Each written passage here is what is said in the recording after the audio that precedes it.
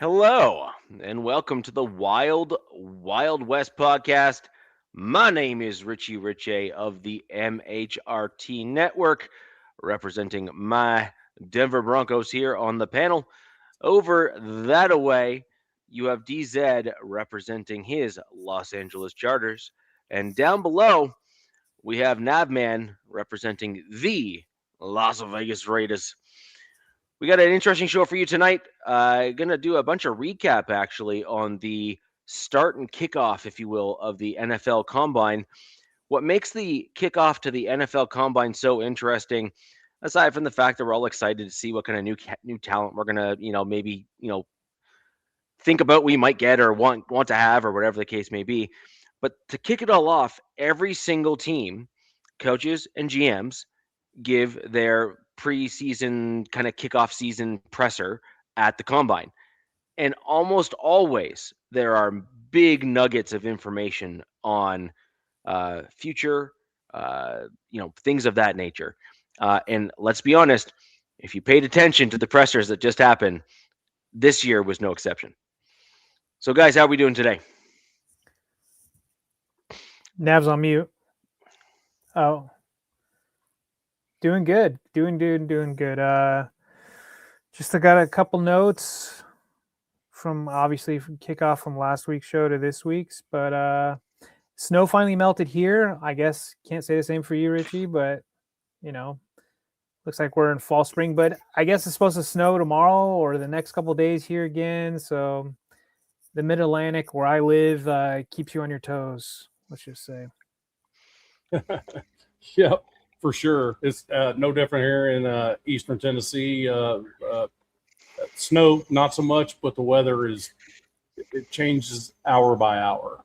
This is one place that I've never want to be a meteorologist. I will tell you that. The one thing you can say is it's in the mountains and it's not May yet, so therefore it's going to be snowing. But when you're down where I'm at, with mountains all around you and then water all around you, you just never know. I just know that it's about to start pouring here in about an hour. I mean, pouring. So it's about 55 outside, and here to shop, it's almost 70. So we're good. So, Emily, yes, behind me is a green screen, although there is some comedy about the green screen that's behind me. If you just took out the mountains from behind me there, outside my window, quite literally, is almost a mirror image of what you see on the evergreens behind me, and that's exactly what's outside my window. We've seen the picture, so he's not lying. Yeah. So it's there is some comedy and all that, and the fact that I am definitely up north, and I have an absolute just insane amount of snow right now. Right. Can't see the mountains for the snow. Here. Let's put it this way: there are like boulevard trees in my area that are covered almost to the top or to the top, and it is that much snow. That's a lot of snow, bro. That's a lot of snow. Yeah. So, anyways, it is what it is. But we have, like I said, this is a very, very interesting time for every team in the NFL. You really have some interesting things going on. Nav, I think your team in particular is, obviously going through the most changes. Right. Probably out of all of ours, if I had to, for sure. Banner on it. Without question. On both sides of the ball, both defense and offense, and it's an absolutely fair comment to make that I expect some of it to work out and some of it probably not to work out, right? Like I think that's a fair assessment of situations when you go through that kind of change. And then the real test of a good head coach is, are they willing to adapt and make the proper changes quickly enough to ensure that your team continues some form of forward progress and is able to turn things around? Sure. Without a doubt. Yeah. Doubt about it. So, interesting stuff. I'm going to throw over to you, Nev, actually, to start things off with that, seamless introduction, and have you jump into your Las Vegas Raiders and talk about the pressers and also some news that there's some news that obviously came out over the course of the last little bit as well about your team. So just fill us in on all the things and we'll go from there. Yeah, for the most part, the pressers, I think Spytek said exactly what he needed to say. And he made it very clear that Max Crosby is going to be a Raider. That he did not skirt around it. He did not hesitate when that question was asked. He did not hesitate a minute, not even a second. I wish I could blow some smoke through here right now. I need like a smoke to go by as you just said that. But the thing about it is if things are that blown up, a young GM, only in his second year, should be stumped by it unless he worked on it, knowing it was coming. But the thing was, he did not hesitate. He's one of the best players in the league, and he's our best player on this team. Yes, he's going to be a Raider at the beginning of when the season starts. He said when the season starts, he's going to be wearing silver and black. I've always said that the best value you're going to get for Max Crosby is not going to be preseason. The best value you're going to get for Max Crosby is if we're not playing well enough and we need more pieces, and there's one team that needs one dude like Max to take them over the top, that's where the draft picks are going to come from. So you think it's like a mid-season trade is not off the table? No, I would say if he's going to be traded, that's how. Because the thing about it is he's had a major knee surgery and he still can't put weight on that thing. So any team that would just go out there and throw 2 first-rounders at him right now and a player on top of it is stupid, because you don't know how this is gonna work out, right? You assume the dude's going to work through it, but is it at his age, which isn't crazy age, be 29, right, by the time season starts, but which is kind of what they say, kind of in their prime for an edge or a defensive end. But the thing about that is, Max, if he's going to leave the Raiders, he wants to go to a winner. So he's not. Everybody in the preseason that has picks, for the most part, are people that are in as much dire strait as we are. That's a good point. So why would he even accept that? Why would he even think about it? But look, we just gave that dude his money, so he's restricted. He's restricted as his restricted gets as far as team and player having to say okay on a trade. So you were pretty much saying essentially a lot of wizardry would have to happen for anything to go together, And I'll tell you what, if say the Jets said, you know what, we don't care about the injury, we'll give you two first rounders and both of them this year. You know what I mean? And I think if the Jets called Nav, sorry to interrupt, but I think if the Jets called, Max would say, "I'm retiring. Please just leave me the F alone." He would say, "I'm not doing it. Yeah. I'm just not doing it. I'll stay here." That's the point I'm trying to make. It's like he's not. I don't think he's going anywhere until somewhere in the middle of the season, if the Raiders aren't improving and at least showing they can possibly sneak into the playoffs or something like that, then maybe the Rams are like, if we just had that dude, I think we'd be able to get over the top. I'd be sick. You know what I mean? If he went to the Rams. If he did that, it'd be bad. It'd be bad for everybody. Yes, I agree with that. And that's the thing. When Spytek was asked that question, I went, oh, and he did not hesitate at all. So and Kubiak has been the same way. He goes, don't know him well enough yet, but he's the first person I met in that building, and it wasn't on purpose either. We just happened to have a cup of coffee together as I'm coming in to be introduced as the head coach. And they just know where game changers are. And people need to understand there's a difference between a defensive end and an edge rusher. The definition of edge rusher is Trey Hendrickson from the Bengals. It's all he does. It's it. You know, when your defensive line doesn't work right, like Max's hasn't all the way across, with the exception of one, which Ken asked me to address momentarily. That defensive end needs to be able to curl around and stop the run. He also doesn't give up on plays. So many tackles from behind that guy's made. You know, where he's chasing down a play when he didn't get to the quarterback, chases down a play, saves a touchdown, saves a massive run, and maybe it's only 8 yards instead of 30. There's several examples of that. He just doesn't give up on plays. Trey Hendrickson gives up on plays. So what kind of would be scary for the AFC would be him going to the Bengals, being on opposite Trey. That, to me, would be more scary than a lot of options there. That, to me, is a big deal. The Bills is another one. That would be bad. That's an over-the-top type of team that would probably go out and get him if they thought they were right there. So that's kind of the thought process with that.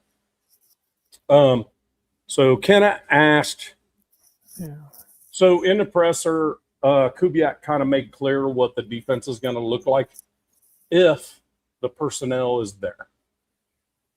What the defense is going to look like, it looks like Robbie Leonard, we already kind of knew from his past that 3-4, 4-3 hybrid was kind of his, that's where he comes from, Flores and all those guys. You know, get to the quarterback with your front piece. Have good linebackers that can cover, and then a couple that can tackle when someone gets loose, like the quarterback gets loose or whatever. That being said, he asked me what offensive lineman or D tackle would be good for a 3-4, and I said Adam Butler needs to stay. There's no question Adam Butler needs to stay in the building. And then we've got a couple rookie guys that can get a freaking sniff, so we'll see what happens with them. But it's, again, well, we need a shit ton of linebackers, but we need to start with one. And my target is Devin Lloyd. Devin Lloyd's my target as that dude in the middle that can run a linebacker. Because if you're going to be a 3-4, your linebackers are running that defense. It's that simple. There's no question about it. And then it needs to be drafted in, and then we need to see if Eichenberg has any value to us at all that we drafted. And that type of stuff. This spring is going to be crazy. And I'm going to tell you what, March 12th, is cut day for a lot of dudes on this team. Is that 11 and a half days legal tampering begins? Yeah. Yep. So March 11th is the beginning of the league season for free agency, franchise tag. March 9th is when they can start talking, I think. Yeah, well, they can start talking March 9th. Yeah. March 11th is the day things can happen at, I think, 4 p.m. on March 11th or something like that. So that's when you get your first wave. Yep. That's where the first. That's when you get your first wave. Yeah. And then I'm going to tell you what, it's going to be like me on a Saturday after I haven't gone to the dump in a couple weeks, where I have the whole back of my truck full of stuff to take to the dump. I firmly believe that there's going to be a lot of folks that are going to be without a job about that time. So just to be out from under contracts, like Geno Smith, you got to wait for that. Otherwise, you're going to pay him this year or next year, and somebody's going to end up being a big part of what's owed to him. So I'm not really worried about him. He's gone. Now Kubiak did make an interesting. A lot of people didn't catch it. They mentioned Mendoza, and then he just said, if I were to bring a rookie quarterback in here, I wouldn't be scared to sit. Yeah. He didn't say Mendoza particularly, but that was the question. And then he goes, what I would have is a serviceable veteran quarterback that can go out there and run the team and mentor that rookie. And then at some point, that rookie would have to step up and go. He goes, I'm not interested in getting a rookie quarterback killed before he even understands what the NFL is. To me, there's one name pops into my mind that actually won't have to pay a lot, and that's Marcus Mariota. He knows what it is to be a Raider. He knows that was not the name I was expecting, Nav. If that's where they're going, but the thing is, the funny part is he didn't mention AOC in that. So everybody that's big AOC lovers and stuff, I'm sorry guys, but he didn't even mention them. Not even a mention of Aiden O'Connell, bro. So if he's a perennial QB2, Dan Orlovsky can tell you what that is. He goes, I'll hold the clipboard. Let's roll. If you need me, give me a holler. Yeah, but the thing is that when you have a QB2, and if you are, let's just assume you're going Mendoza in the draft. Let's just assume it. Yeah, it's assumed. Yeah, and for sure. No question. You want a quarterback that can step in for Mendoza and not need to completely rewrite the offense in order to do it. Exactly. And look, trust me, I know enough of your fans, and I know enough of Captain Jack's fans. I know enough of Raiders. I know where your head's at. There's a good portion of your fan base that is, enamored with the potential that AOC had, but felt that he was never able to show it on the field. Right. I'm not discounting that at all. What I am saying, though, is he is not a dude you can plug and play with Mendoza. No. Mariota is much, much closer to Mendoza's style of play, and that makes some sense. Exactly why it came to mind. And oh, by the way, he's worn the jersey. He knows the fan base. He knows all of that. And I don't think, is there anybody in here, Raider fans, that tells me they can't stand Marcus Mariota? I don't think there's any Raider fan that says I hate. I think a lot of fan bases like Marcus Mariota, to be honest with you. I think a lot of people like him. This might be a stupid question. Tennessee. But I don't think Tennessee likes him much.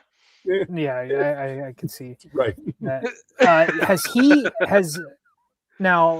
I'm not familiar, but has he played in a Kubiak scheme before, Mariota?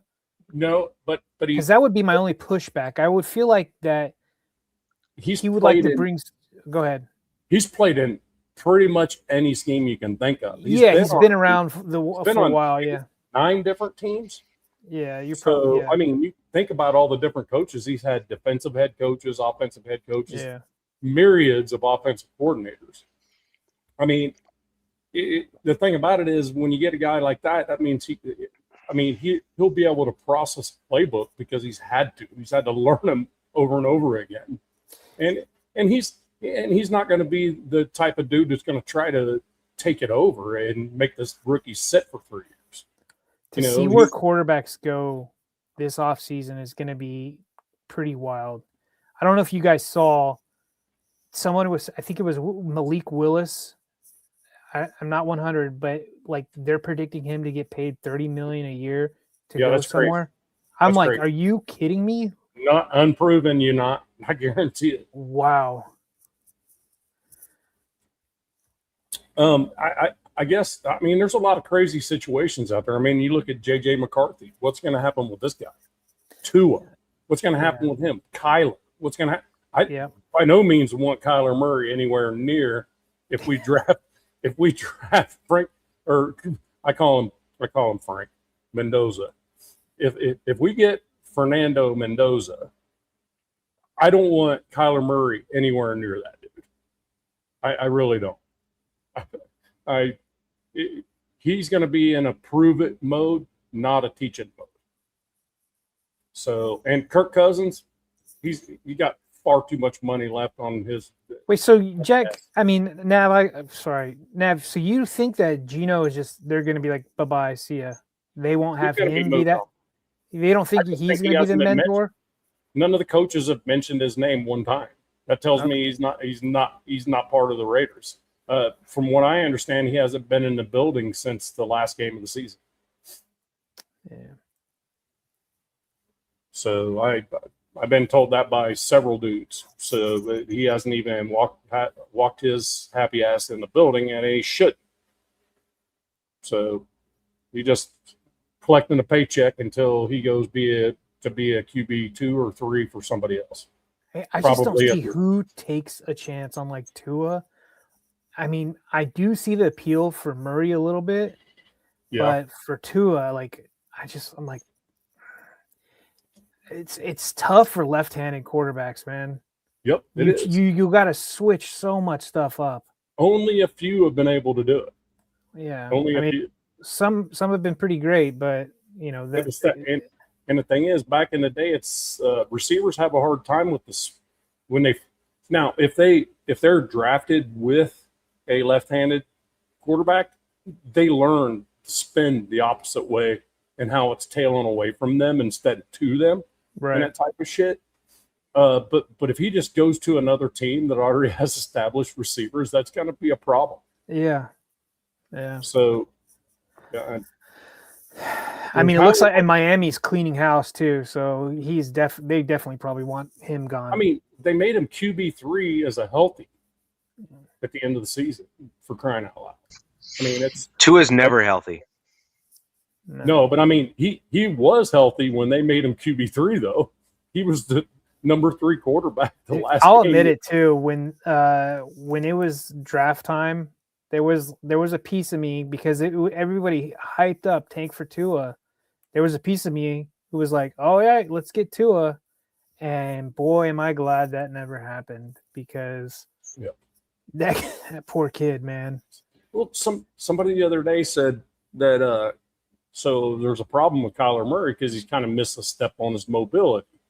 I'm like, well, he's done, because there's no way he could stand back there and be a pocket passer at his size. There's just no way. I remember Doug Flutie when he came to the then San Diego Chargers. Every time he snapped the ball, he was having to like backpedal, like it was like a 9, 10, 12-step drop, and he was also like peeking over because he was so short, having to look. And O-linemen weren't as big back then as they are now. So, Kyler Murray, man. And the thing is, you can't do that in today's NFL. You cannot have a freaking 15-yard drop anymore.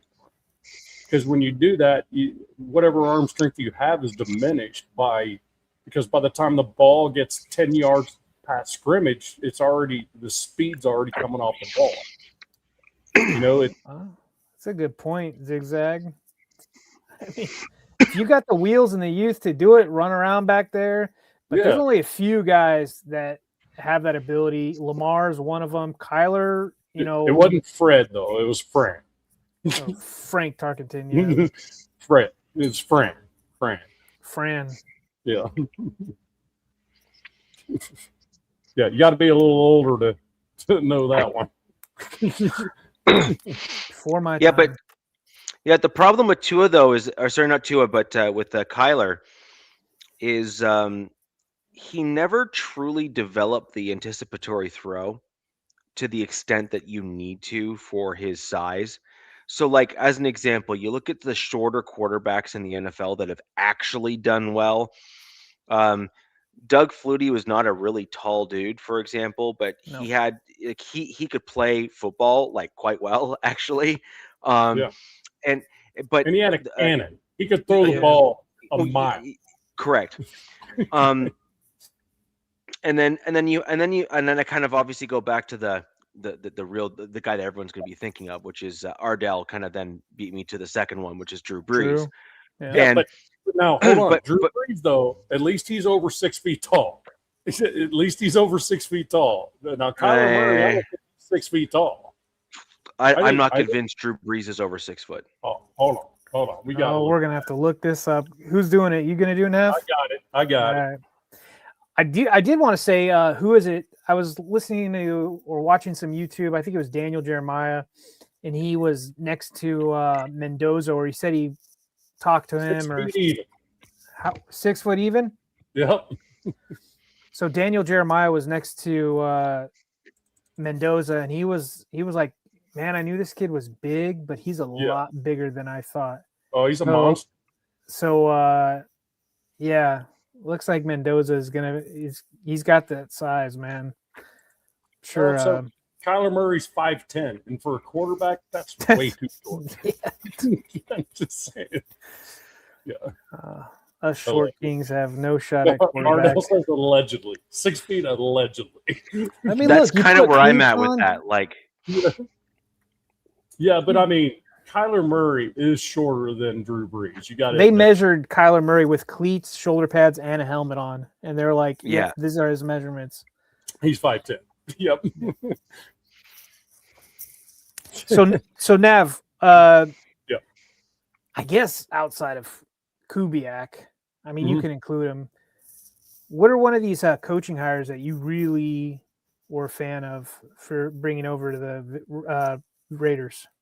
Rick Dennison was one I liked. It was either him or Denton, and I knew they weren't going to let Denton go.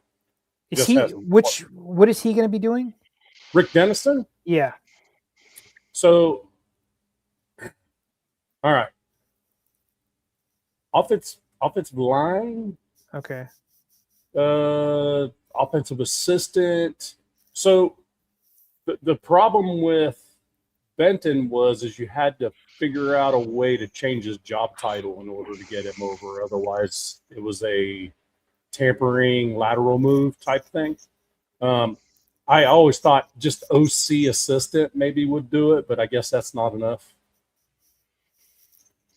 So Matt seems to think that's your guys' O-line coach. Yeah, it is. So line coach. Okay.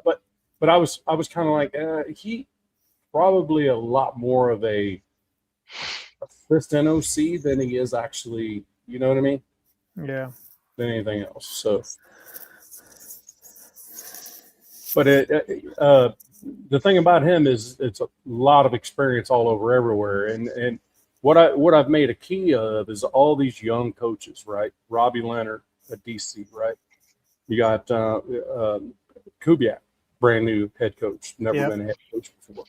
Right, granted, he's a play caller, right? An offense play caller. Don't get me wrong, and that's logical progression. Robbie Leonard, logical progression. Next thing's DC, right? Right. And then offensive coordinator, obviously, right?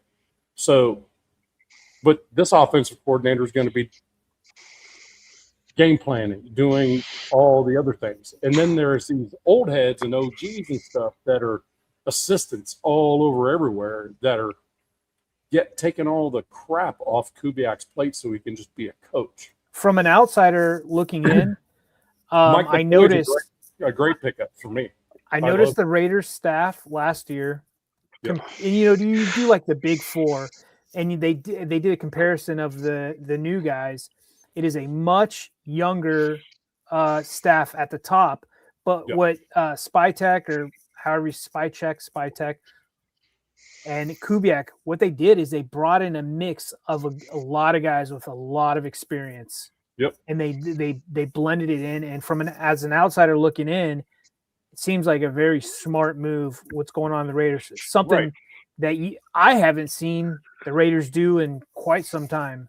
It looks like somebody with something between the ears is pulling, making all the shots. I'm pointing to Spytek on that. I really am. It has to be him because Mike McCoy was brought in before Kubiak was hired. So Mike McCoy being the assistant head coach. Think about McDonald in Seattle, right? Do you guys know who his assistant head coach is? Not off the top of my head. Leslie Frazier, Oh, an OG, yeah. and a head coach. When young head coaches come in to be a head coach for the first time, they got to bring these dudes in there that can take all that head coaching crap off their plate until they can get acclimated to that crap, so that they can just coach instead of, you got to have that guy that's going, okay, you got a presser here, you got a presser there. Hey, this is where the offensive meetings are going on. This is what this is doing. Hey, what do you want to do during the OTAs? What's your game plan? Blah, blah, blah. I'll set it up. That type of stuff. That crap's important. So and I just like the way they do it. The only thing we're lacking right now is no kid and a quarterback's coach. So I don't know if we're going to actually have that guy, because Kubiak can be that guy, but I don't know. But I think there literally needs to be a quarterback coach in the room somewhere. We don't have that yet. So that's surprising. I'm sure they'll figure that out. Yep. It may be just one of those that they already kind of know who it is. It's a matter of figuring out how to bend the rules or whatever it may be to get them in. I don't know who it would be. Everybody wants to scream DC, have DC come play one game and then be the quarterback's coach to retire as a Raider. I mean, there's a lot of that stuff out there, and I mean, I've seen that more than one spot actually. I guarantee it. Yep, yeah, yep. Yeah. The Saints would be smart because he's already said, I'm done here. They'd be smart just to freaking pay it out, or DC even say, don't pay me. I don't care. Whatever. I just don't want to be a part of it anymore. And if that's the way it goes down, then I could see that be a reality. This would actually be an interesting one.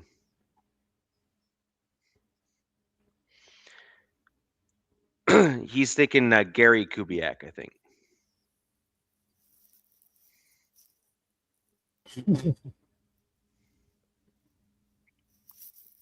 Wow. The thing with Gary is that he retired and stepped away. Yeah. For health purposes and health reasons, not like it was too taxing on him, and it was he had some issues, like some legitimate issues. So unless those have resolved, I think that's less likely to happen. Actually, he's also been out of the game for a little bit, but I would say Gary Kubiak would be a great option for that. He's been a head coach. He can be leaned on for head coaching advice and things like that. And he was a backup quarterback, or just even if you weren't a fantastic quarterback, but had to actually work at it. Like Derek Carr needed to work at his craft to be an excellent quarterback because he didn't necessarily have the biggest arm. He wasn't the most athletic. He didn't have all of these wild and crazy intangibles. Yep. So in order to be a good or great quarterback, he had to actually put in the work. He had to learn the craft. And those are the guys that actually make the best coaches because they had to work for it, and therefore they needed to learn, and then they can pass it on to others. Yeah, and there's a lot of people that think Orlovsky is going to come out of ESPN and start coaching. You don't want that. So, I mean, there's a lot of people doing that, and Phillip Rivers is another one. Yeah. Probably. Rivers' son just got into NC State. Mm-hmm. So, yeah, it's going to – I wonder what he's going to do. He still has other boys that are, I think, going into high school. So does he stay there? Well, he's gonna have that happen for the next 50 years. Right. Well, I mean, yeah, but I do think that Rivers would make one hell of a coach in the NFL. But I wonder if he probably takes that step. Maybe he just goes to college next, and then the NFL. But who knows? Do you think Mendoza is going to talk that same dad burn smack, like Rivers? He Kind of. Dadbird. They kind of look like they're cut from the same rug. Look, I'll tell you what. He did throw the F-bomb after the national championship, though. I don't think I've ever heard Rivers. Mendoza he's never cursed ever. Yeah, but he's saying Mendoza. I think Mendoza is like cut from the same rug as Rivers is. Yeah. So if he already said the F-bomb, I mean, well, he said it in a moment of, I mean, because he hardly ever drinks. He goes, I'm gonna get up with my boys. Good for him, dude. Let it loose. Yeah. Right. Jake, I hate to be the bearer of bad news, but your kid count for Rivers is wrong. Yeah. No. He got to go up a little 10 more. kids. Yeah, you got to go up a little bit more. He's got 10 kids. You gotta raise that number, my man. You got to raise that number. And they have a turkey bowl for Thanksgiving. Like it's like 10 and counting, because isn't the youngest one like a baby? He's already got grandkids. One of the kids has grandkids. Yeah, he's a grandfather already. Has kids. Yeah. We had a grandpa playing in the NFL last season. That's something pretty wild, man. I looked up. I'm like, hey, is a grandfather ever played in the NFL? Yeah, and let's friggin' fluff and go. This is Bleacher Report cartoon. Let's friggin' fluff and go. Let's friggin' fluff and go. Yeah, Dag Nabbit. Yeah. The Raiders' biggest problem. Look, Davis. Look, I think the big one here is someone else in the NFL, and I'd be great if it was even Mendoza. Someone needs to make a bolo tie return. Who's got the? Didn't Aaron Rodgers do that? Like, who's got the cojones to do that? You know, somebody made it for him. Somebody in San Diego, a fan, made him a bolo tie, and he just made that his thing. Yeah. And then he got his rattlesnake boots on, and he just made that a thing, because, I mean, he's from Alabama. I don't know if Alabama is known for bolo ties, so he made it. Can you address Corn 1999 over here? Who does he belong to? Which one of you guys does he belong to? I don't know. Corn, who are you a fan of, buddy? Well, wait, but I do want to say this probably has to do with mostly just Raiders and Chargers fans. Probably some bad news on the Linderbaum front. Now, by my count, it was 9 teams. Now it's 10, because the news just came out that the Titans just cut Lloyd Cushenberry. Mm-hmm. And wait a minute, what? No way. After they just paid him, didn't they? They did he's only like 2 years in, or anyways, they paid him a ton of money and they're already ready to cut him. Well, this makes 10 teams to my count that are looking for center upgrades. And the team with the most cap space is the Tennessee Titans. And so they could be that team that's willing to up what the Ravens, because the Ravens have already come out saying, or these are the rumors, right, from legitimate quote unquote sources, that they are willing to break the market for Linderbaum with cap wizardry. So they're already offering that. Now for the Titans, they want a young, dominant center. They're willing to. They have the money to spend.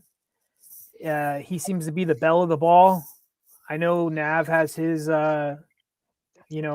his thoughts on Linderbaum. I have the same. But it looks like it's going to cost quite a bit of money to get him on either one of our teams. I just don't think in a position we're in, we need to spend that kind of money on a free agent and the offensive line, because we have unproven, untested, young players across the offensive line that we need to get time.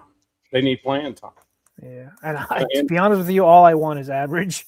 I'm like, this is how bad I've been hurt these last couple of years. Just give me average, please. But you're a contender even when you're hurt. We weren't close. We need to be improved before we can contend. And you can't contend if you just burn all your money on free agents. Yeah, that's You true. know, you got to go out and get young talent. And now Linderbaum is young. Don't get me wrong. I think he's 26 or about to Yeah. turn 26, something like that. Yeah, he's barely outside of his window of a rookie contract. Barely. Yeah. But I mean, the thing about it is, Kappa's gone. He hasn't even been talked about. March 11th, 4:00. Book it.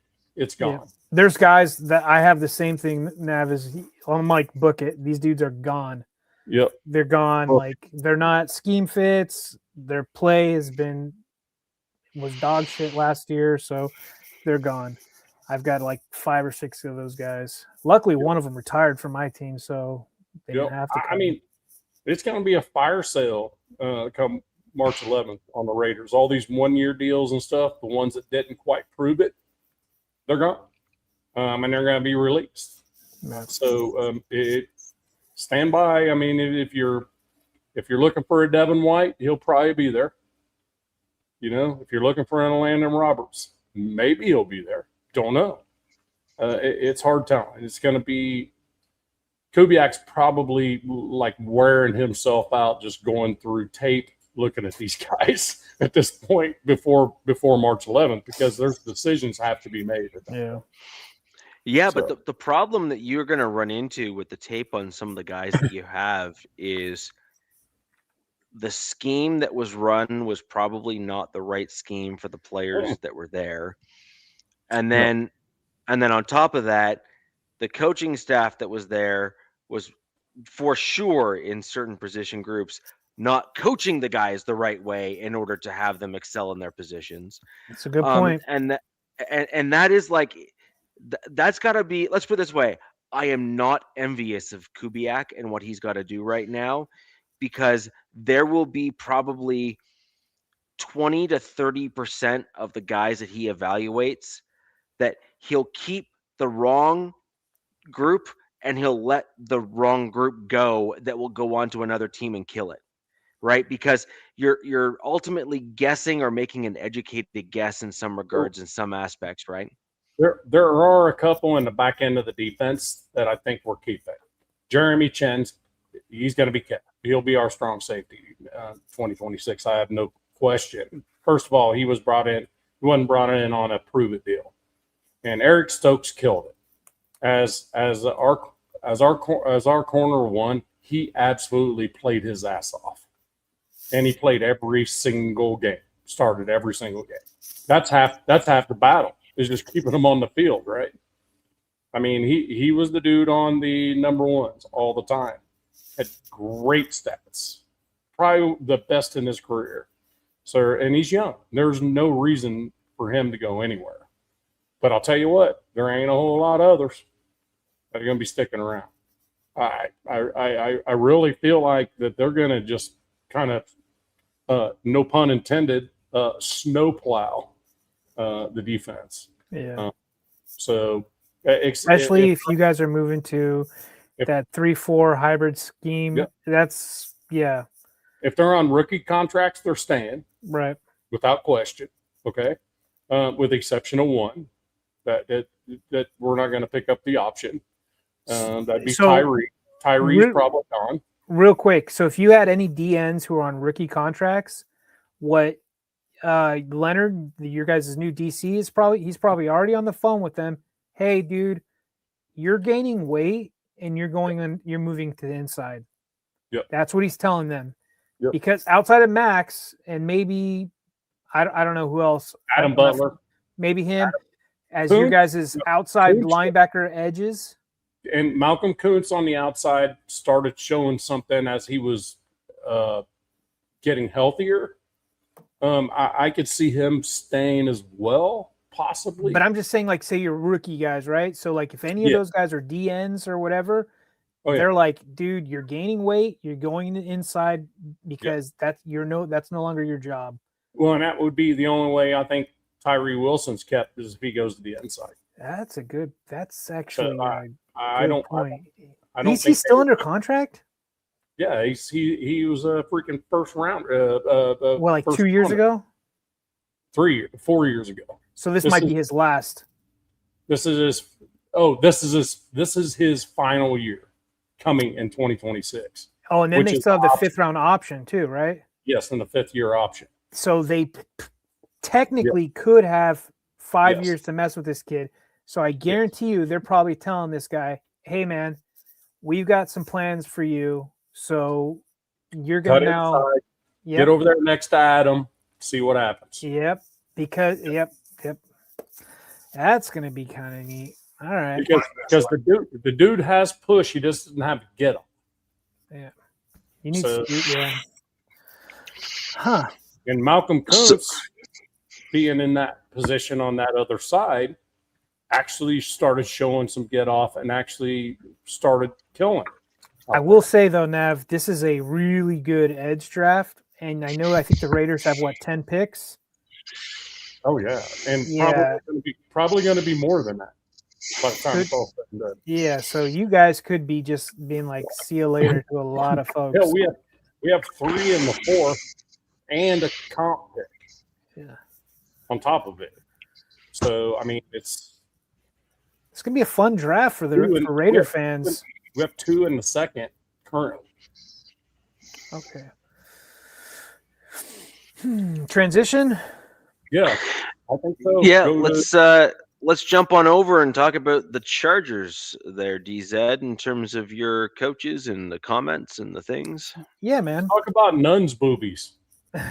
So, yeah, actually, I'm glad you brought that up. So, Chargers fans got a pleasant surprise. The writing was on the wall, before cuts, but Bradley Bozeman, the center, decided to retire. And I kind of think he played 8 seasons, if I'm not mistaken. That was last year was his 9th, I think. Okay. I looked it up. Yeah. Okay. He decided to retire, and I got a feeling that the staff said, hey, man, you're not part of the plans with this new scheme next year. And so, he's outside of football. Yeah, outside of football, him and his wife do some really good stuff. They're really into charity. So I bet you that he's probably going to focus his time on that. And to be honest with you, I wish him well in his next endeavors, or if he continues his charity stuff, like rock and roll, man, power to you. But, he has been pretty bad as a center for the Chargers these last 2 years. And him retiring, I think, saves them some money. And per Spot Track, the Chargers jumped the Raiders in cap space. Now we know this is just going to keep changing like this. It's going to do this, until it doesn't. But per Spot Track, as of yesterday, the Chargers are up to $88,150,325 of cap. So they're right below or right in front of the Raiders. Who knows?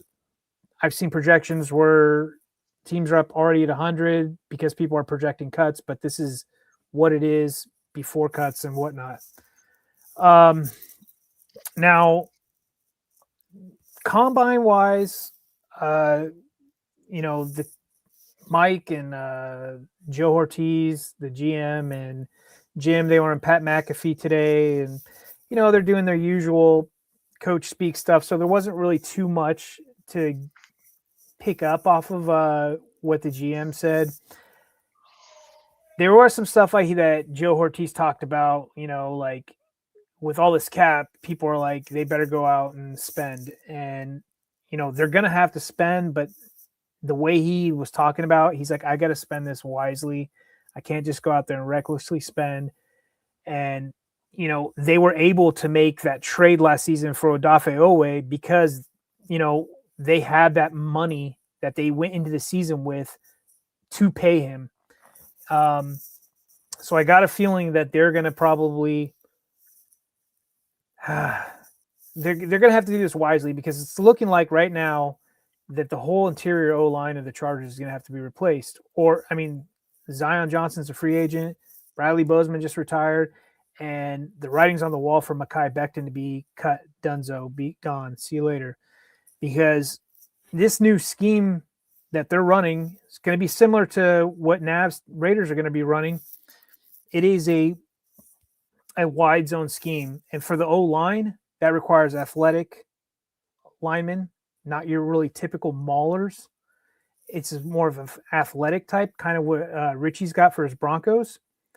They need to have reach block ability, lateral quickness. They need to have some intelligence, kind of things between the ears for these combo blocks. So these O linemen change in this scheme. And, you know, I think it's almost up to 9 offensive linemen. They're going to have to, switch, get new ones, I guess, new starters and then depth pieces. And that $88 million is going to get eaten up pretty quickly. So I don't envy that job of trying to fill these positions. I think they can do it with a combination of free agency and the draft, obviously, but we'll see. Now, Richie did ask, like two of our, you're talking about the same type of, no.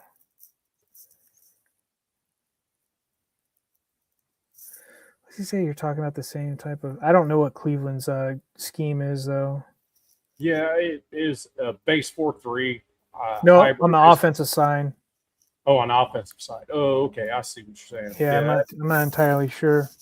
All right. Well, they haven't had a quarterback to really even think of to try to understand what offensive blocking scheme or whatever they need to do. So they're a shit show when it comes to that. But breaking news on that, heard from 3 different sources today that Deshaun Watson is the front runner as the starter for the Cleveland Browns coming into the end of the offseason and OTAs and all that stuff.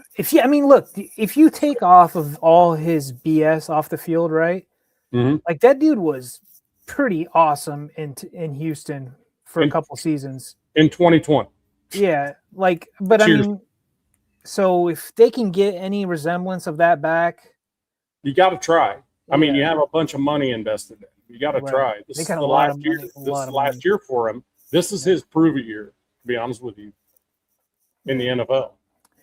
Yeah, they'll say they'll have Shedeur Sanders and him compete. And to be honest with you, I think Watson should win it quite easily. I'm not a big fan of Shedeur Sanders, but but he, the thing is, you got these 2 dudes that you drafted.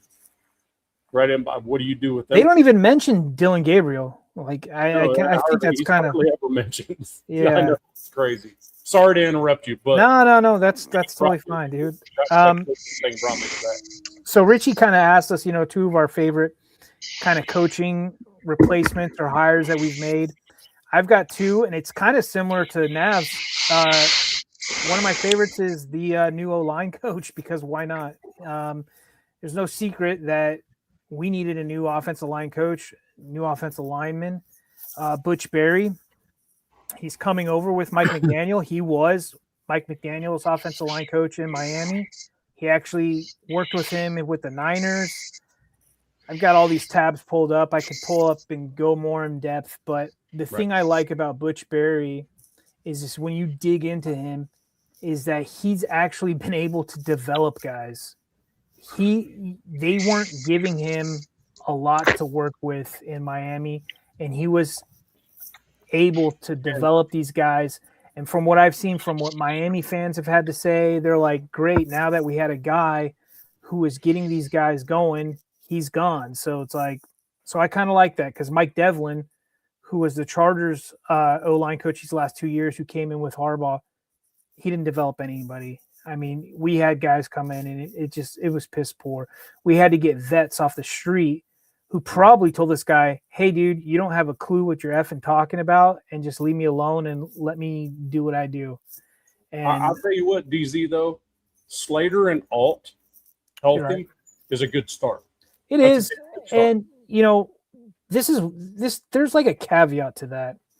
because that's one of the talking points that all these people are talking about this whole offseason, and the fans included. And they're like, get Slater and all, healthy Slater and all. And the caveat to that is we don't know what type of we lost Richie, and he's probably got fall asleep, or did he because he looked like he was sleeping, but he was actually frozen. He's probably rebooting. Okay, got it. But with Slater is we don't know what type of player he's going to be coming off of this injury. So I've got to put a little bit of pause on Rashawn Slater. But when they're healthy, those two guys, you can put them plug and play them in any scheme. They're going to be fine. They're just they are I saw some blue chip comment. They are a blue chip type of player. Yes. Now I'm going to go with another one, and it's the most obvious hire that the Chargers made this offseason. It was Mike McDaniel as the new OC. That was amazing. It was a good get. Now, the reasoning is Greg Roman. The Charger fans were warned by Ravens fans about Greg Roman, and I gave them a benefit of the. looking in the backstage. See what Richie's doing. Greg Roman needed a. You good, Rich? The internet knocked out just for like 5 minutes there. Yeah. Oot. It knocked out. Thanks. Appreciate that.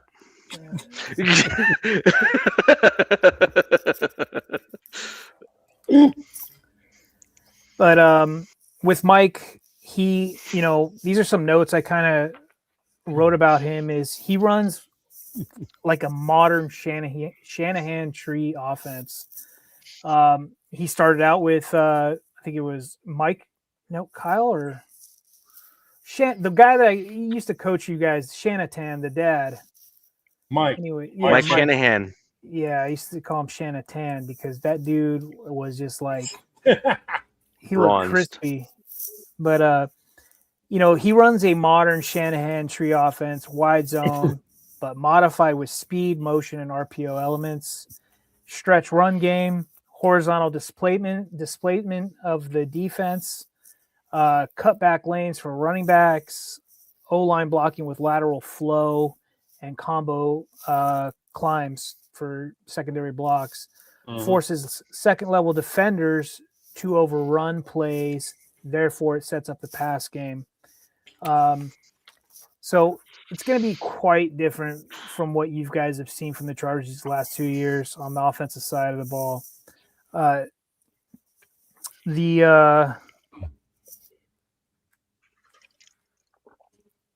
Just reading some stuff. Another thing about this O-line, and this is kind of in combo with Butch Berry and Mike. Yes, he did. He was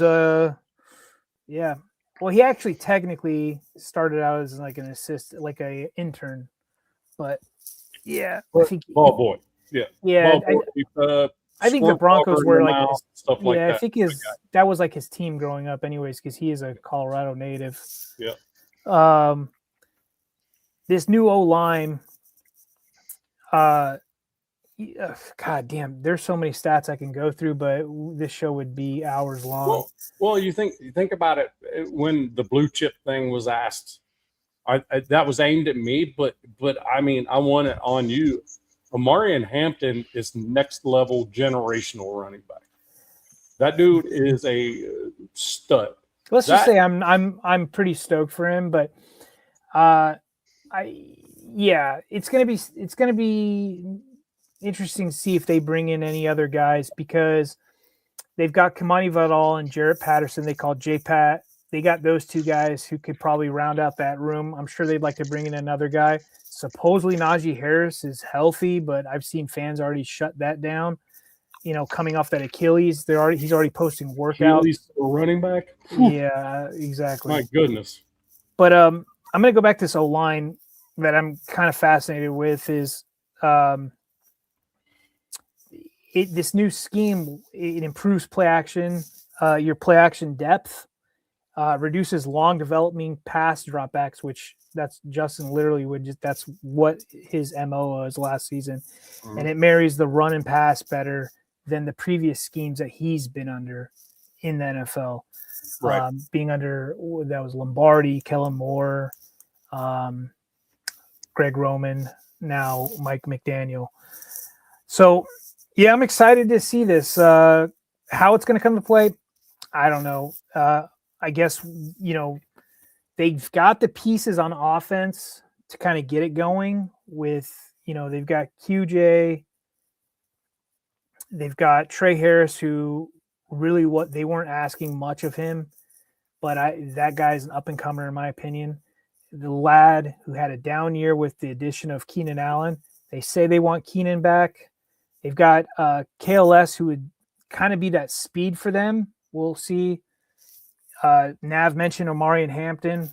And then they have Oronde Gatz in the tight end. Now, that's another room outside of the offensive line that's going to need a lot of work. Yeah. Right now, it's only Oronde Gatz, and he'll be going in his second year. And it seems like they're going to probably just bring back maybe Tucker Fisk, who was a hybrid fullback tight end. And it sounds like maybe that Scott Matlock experience or experiment is going to be over with, and he'll probably just be on the defensive side of the ball.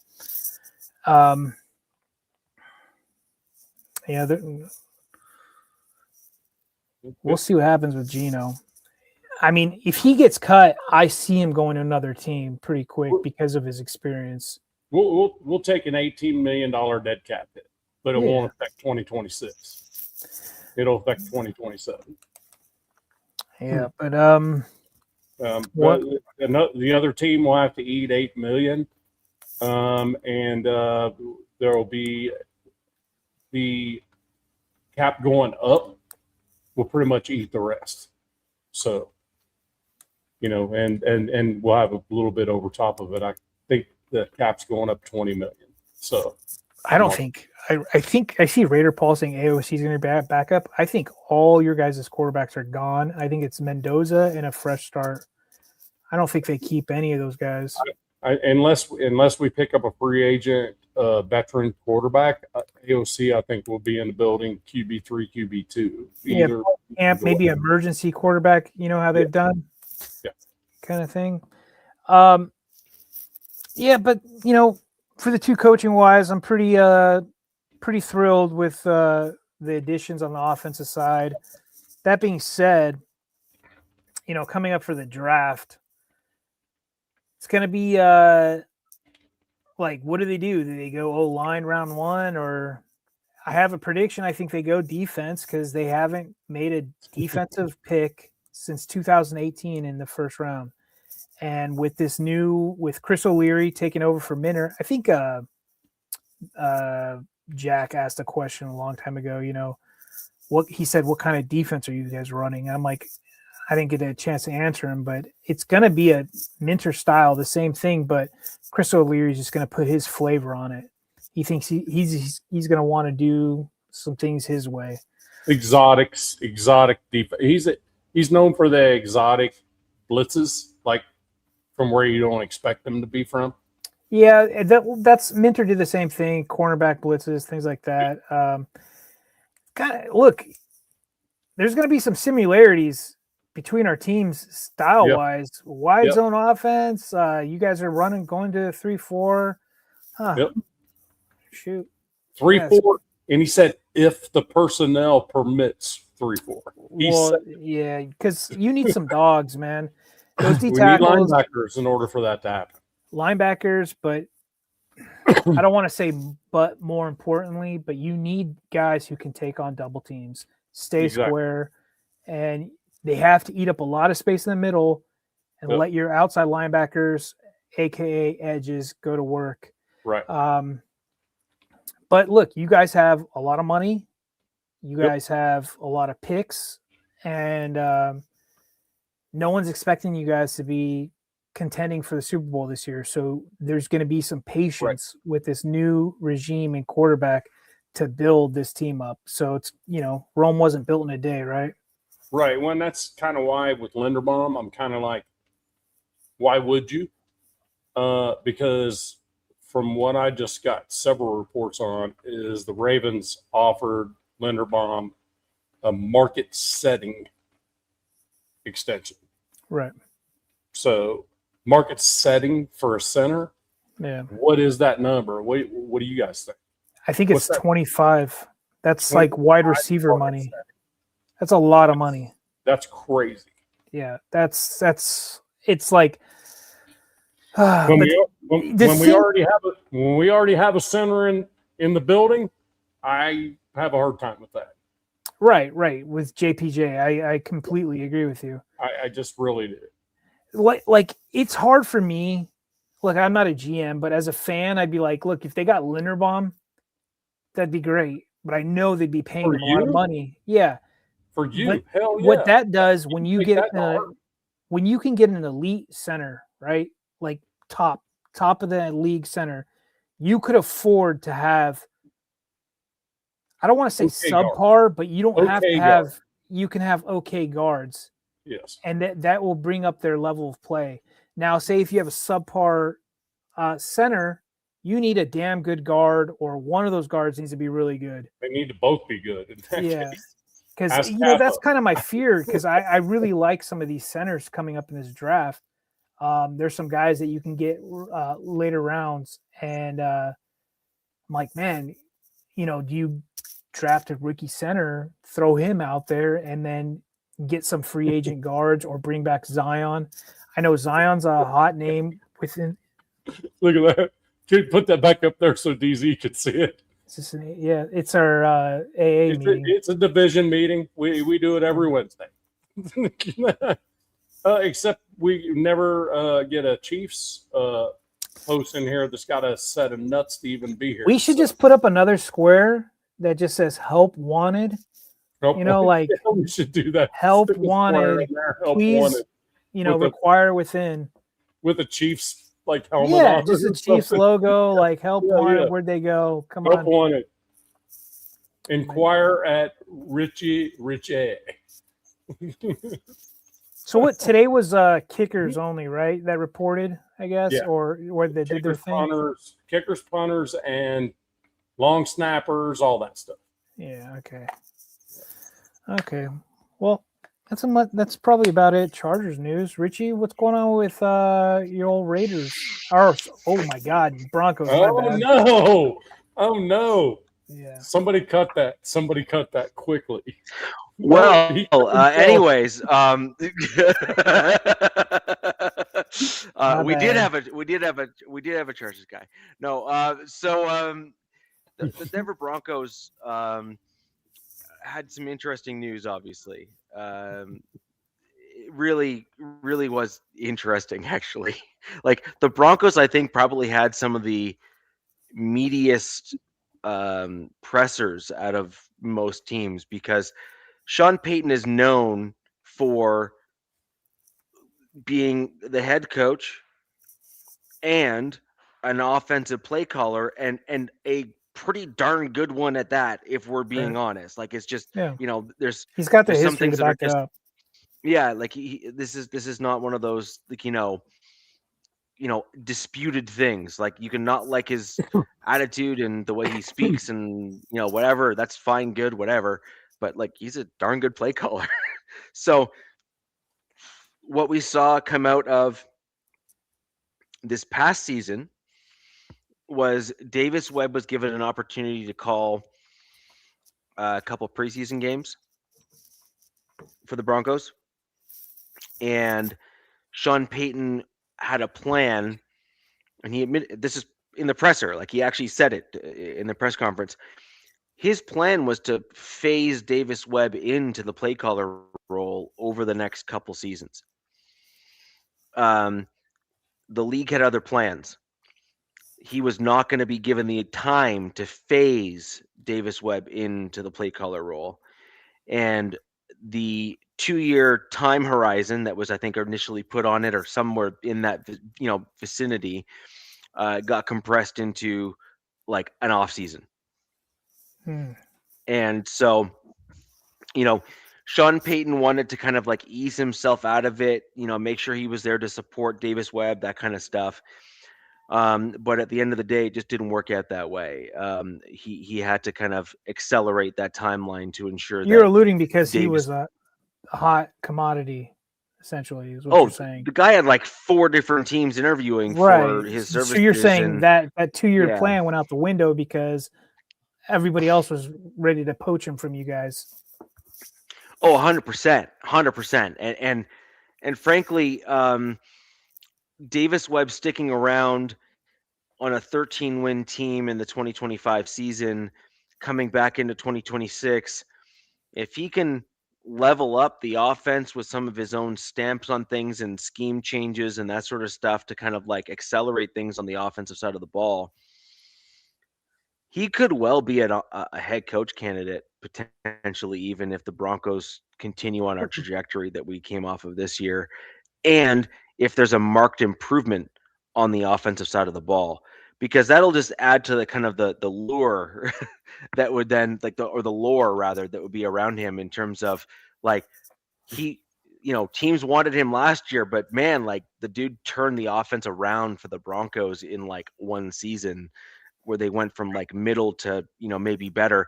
That would be a huge draw for teams for sure. So anyways, that was a May I ask a question with yeah, that? yeah. With what you said there? So Sean Payton makes me think that maybe he wants to have a little bit more thought process in the entire team, and turn that over to Davis Webb, so that He said that already. he can focus more on everything. He said that already. Oh, did he? Okay, all right. He said that already. So as part of if I'm looking at the press conference and if I'm looking at kind of what was taken up within it, a solid 15 minutes of that press conference was spent on the Davis Webb thing. And part of the other elements that went into it, I'll just kind of give you kind of quick bullets and stuff on it. He wanted Davis Webb to be the play caller, sped up timeline. He's been working with Davis Webb to kind of bring him up into that role.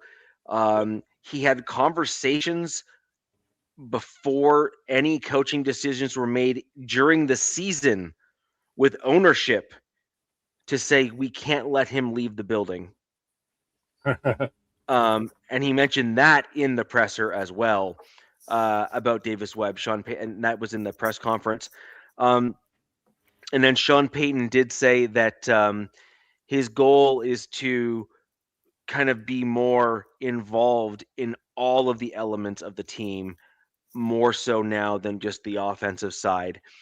And I think part of the reason for that is I think Sean Payton's wanting to see the special teams of the Broncos step up a little bit more, start getting into some better blocking schemes, maybe some more creative plays to kind of spark things in the games. Like you saw Sean Payton try to use special teams as an extension of the offense at times this year.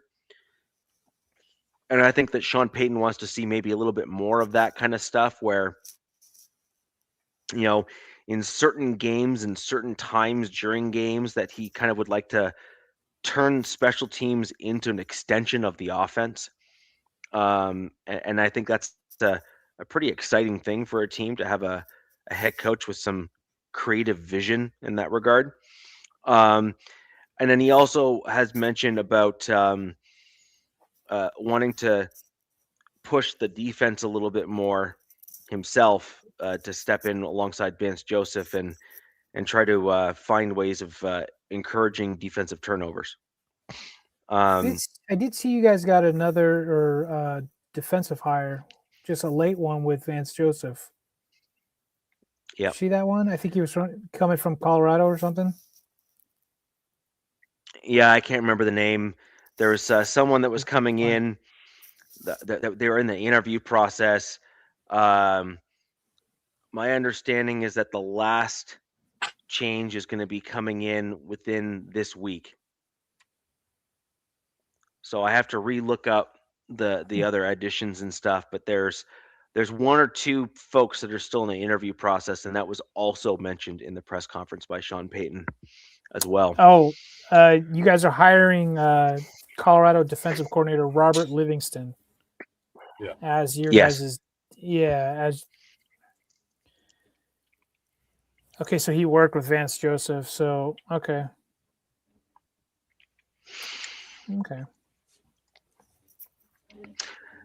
Yep, you are correct. Although I'm not gonna lie, you may have found like the one rogue Canadian that like doesn't really give a crap about hockey. He's coping. And guys, trust don't me, worry. no, I really am not. um, Dude, I didn't even people took realize the this men's. seriously up north, man. Richie, there's some people Oh, on dude. like you need some like Dude, medication or something. dude, I am not saying that I am by any means even remotely close to the norm. I'm just simply saying that I didn't even realize that the men's had played until one of the Bolt Bros messaged me and said, "I'm sorry for the loss." You're like, And I was like, what? "What? Huh?" And then I looked it up. I was like, "Oh, we lost. Okay, that sucks." I mean, it was a close game. OT, like the Canadians were the better team. They had way more shots, but the USA's goaltender was freaking fantastic. And then they had that OT goal, which I agree with what people are saying. I'm not a fan of 3-on-3 and OT, like especially big games like that. It should go back to the normal. The NHL adopted that. They went to 3-on-3 to like speed up the OT process during the regular season, and then it changes back in the playoffs. But I will say this: Russia, without Russia competing in the Olympics, you can't really call yourself the best hockey team, because when you leave them out, it's usually been Russia, Canada, Finland, these teams, Sweden, US. So maybe by next Winter Olympics they're allowed to come back, but I'm not sure.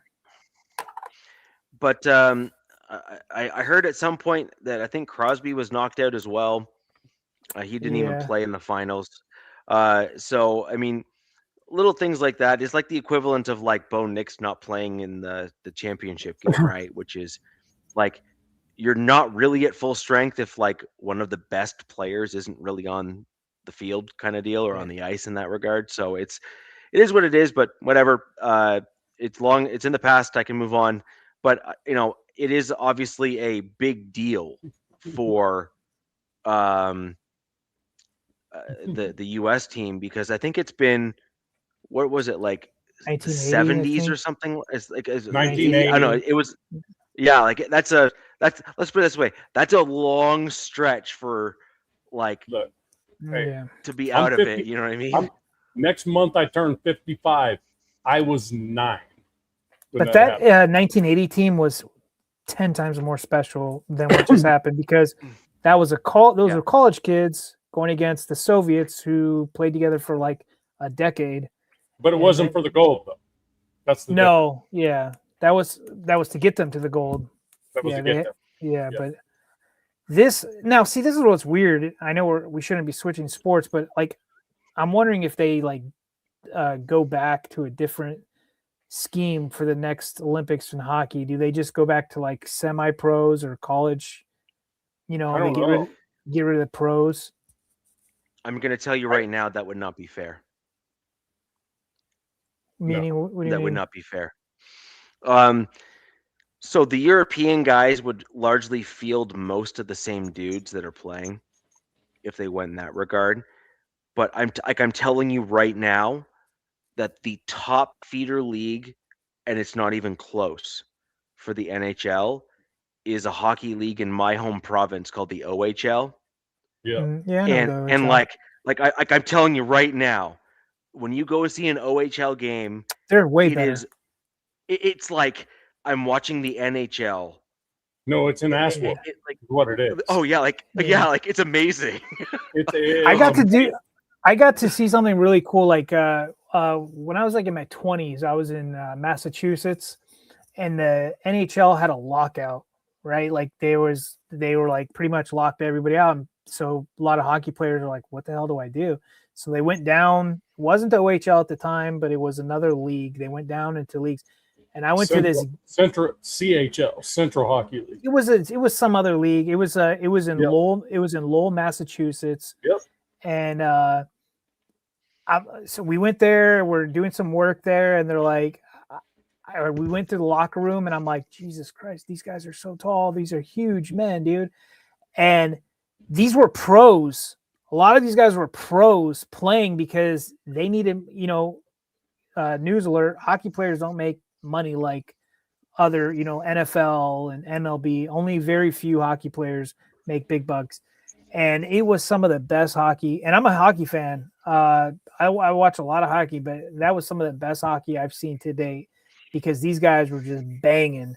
And it was just like, it's some podunk town in Massachusetts. It was pretty cool. My favorite was the last time Canada and the U.S. squared off on each other.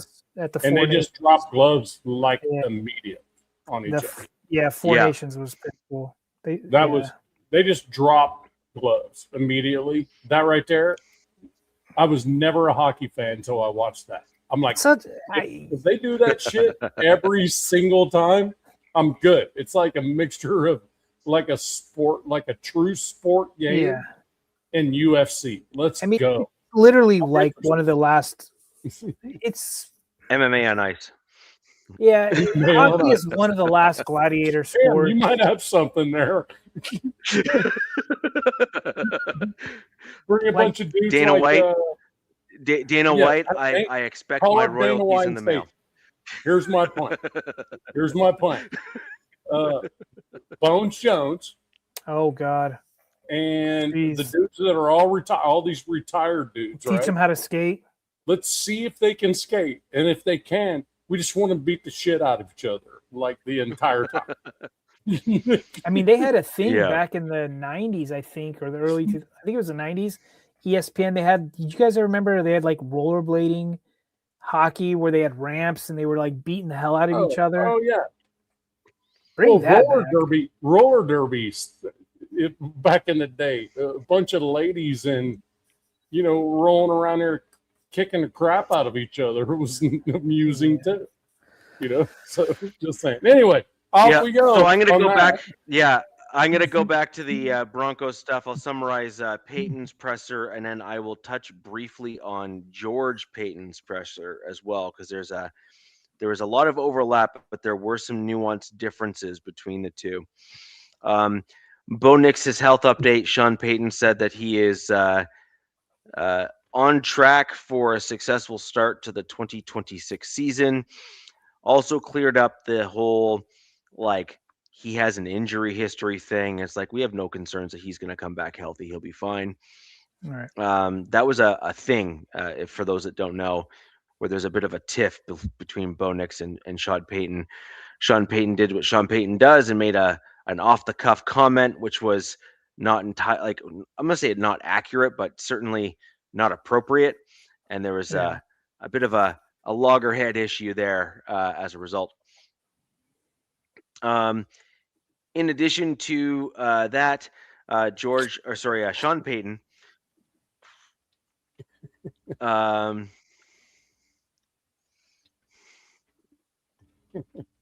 What are those 4 dashes for? I don't know. It might have started with an F. I'm like reading that out in my mind. I'm like, she will do something for hard hockey. Just saying. And it starts with an F.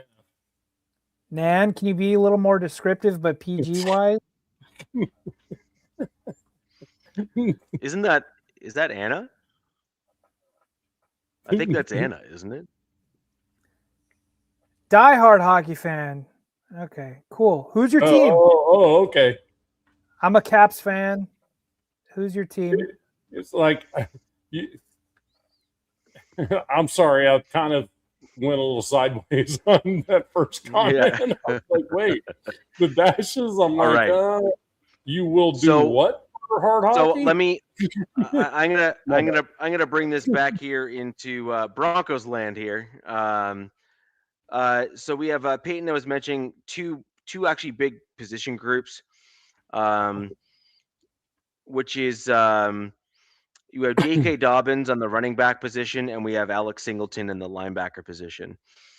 Sean Payton mentioned that both of those position groups were he deemed as top priorities for the Denver Broncos. Now, I don't believe that either JK or Alex Singleton are going anywhere. I also don't believe that the Broncos are going to need to break the bank to bring either of those two back per se. I think they're going to do right by Singleton and they're going to do right by JK. And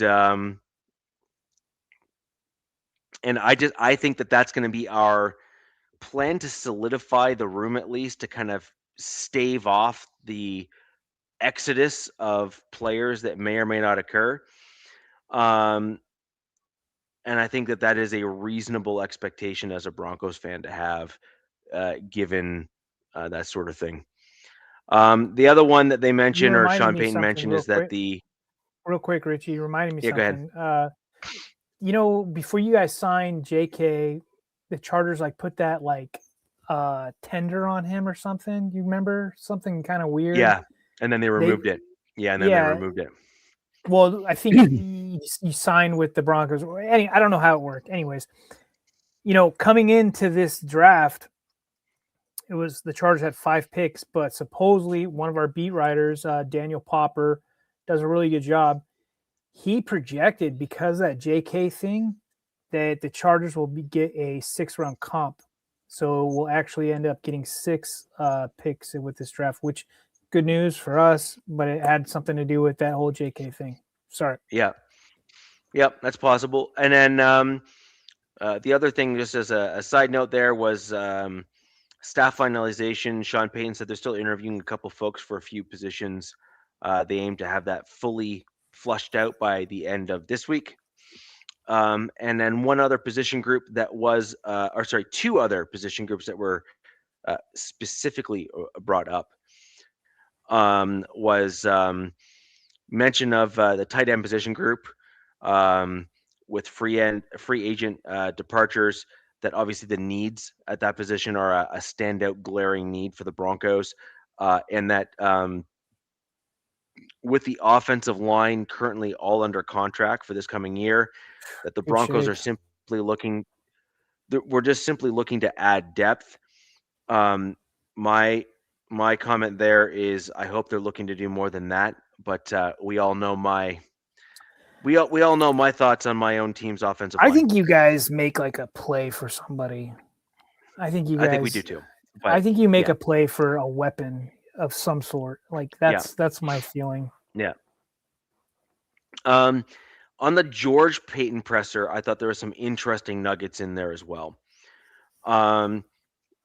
He echoed Sean Payton's roster needs at both linebacker and running back. Echoed the offensive line continuity comment, just in terms of the fact that all of the 5 starters are all under contract for the 2026 calendar year. Also highlighted the backfilling of kind of depth and stuff as a piece there as well. And then the other piece here that George Payton mentioned, and we've mentioned it kind of in fits and spurts on the show here, but our contracts that we've been able to sign these very talented players to that have really shown out for our defense, we did so in a very controlled manner that did not put ourselves in kind of cap hell in any way, shape, or form. And George Payton kind of, maybe gave himself his own flowers, if you will, by basically calling that out in the press conference by saying, hey, we did great. And kind of, called that out. And then there's also some talk of George Payton on running back, linebacker, and also these are Sean Payton's words, looking for an explosive Joker-style deep threat playmaker at the wide receiver position. We have, in fact, spoken about that on this show before for my Denver Broncos. Oh, and there was one other comment. The re-signing of Jaquan McMillan is a preference of the Denver Broncos. And I'd be very surprised if we didn't try to keep him and bring him back on a extension or a proper deal. Did you see the projection for Riley Moss? It's like a 3-year, $41 million deal this offseason. God damn. Yeah, I don't know with. I mean, didn't mean to say that out loud, but God. Yeah, I don't know with who, but that's his projection right now is 3-year, $41 million deal. So, it's a good chunk of change, man. Wow. I did note that I didn't see any mention really of Riley Moss. I didn't remember hearing anything specific or having it called out. One other thing that I will mention, just because we are kind of talking combine here and everything as well, is the Broncos interviewed a boatload of linebackers on day one of their interviews there at the combine there. It's a good linebacker draft too. Right. But here's the thing. You guys won't know this because you know this is my team and everything. The Broncos, the last 3 seasons, including the one prior to Sean Payton, although specifically the ones with Sean Payton as our head coach, if I'm not mistaken, we have not signed or drafted a single one of our interviews. That is correct. Oh, so yeah. So if you're talking to the Broncos, you're like, all right, I'm going somewhere else. That is correct. Yeah. The Raiders, pretty much close to that as well. Except probably this year. Yeah. Like, let's put it this way. You met with Mendoza. Yeah. Yeah. Yeah. And guess what? Guess what? Hold on. Just to put, you're also going to meet with him privately. Right. But you know, there's a shocker. But it's one of those where it's like you interview with players and players and or coaches, and we hardly ever get the first coaches we interview either. You know, it's right. more of a dutiful thing, and players and interviews with quarterbacks. I don't think that they've ended up with any of them in the last probably 15, 20 years. Yeah. In the combine. So, I mean, this one probably is a no-brainer, is going to happen regardless. I cannot see a world where it doesn't. You know, it's obviously the interviews happen. So, I don't even. It's one of those where you're just kind of a hire by name. You just don't even go in the room. Yeah. You know, gotcha. Yeah. So I'm looking at the overall presser. Nothing specific or surprised me. There was a few like nuggets in there that were interesting. You know, J.K. Dobbins being said as an aim to re-sign for the team, and it's rare for the Broncos to put a name out there that they don't follow through with. So I would say, and you're probably getting J.K. on a pretty friendly deal, you know, considering his history with injuries. Oh, he's already said he has no interest and does not want to play he wants to come back to Denver. Like, that's his only like he's focused on it. So I think that's going to be pretty much a done deal. And then the other thing here is Peyton did make a comment, which I think is important actually, which is due to the kind of unforeseen large success this year for the Broncos, that they see the team having a bullseye on their back within the NFL, so they are being even more diligent than they would otherwise be, as a result, where they're really trying to focus on all of the little small details. So, all in all, I actually was quite impressed with the details and the yes, you're right. This is correct. Yep. This is correct. Pro days. So Pro all days is what? I know that like the Chargers, a lot of the guys they sign, the players they sign are like, I had no interest. I had no, like, they talked to me for 30 seconds, and then next thing you know, I'm getting drafted by them. They like play this. They're super secretive. These, especially this new regime, these last 2 years. Like, oh, how'd you know the Chargers interested you? I don't know. I just talked to them, and that was it. And then boom. I mean, and that's another thing. It's like Mendoza's like, I'm not going to throw here. There's no reason to do that. He goes, he's not. Okay. I'm going to throw on my pro day so that my guys can get a look. That's, you know what I mean? So, and he straight out said that. He goes, the only reason I'm not throwing the combine because I'm going to save myself to have my best stuff in Bloomington when I throw to my guys. Man, so I'm hoping some of these quarterbacks, Nav. I'm hoping some of these quarterbacks, Nav, like put a really good showing out because I would like to get a couple more quarterbacks drafted. You know, because right now, what is it's like one quarterback, maybe two going in this first round. Simpson probably is going to go in the first. Probably late though. Around the Steelers time frame, my guess would be 21st. I think it is 21st, 26th. Something like 21st, I think is what it is. I'd like to have Simpson's probably going to go to the Steelers. That I'm just throwing that out there. Hot take. Simpson's going to go to the Steelers in the first round. But other than that, I mean, Dante Moore went back to college, which he should have. He went back and it took his last year, which he should, because he looked like crap at the end of the year.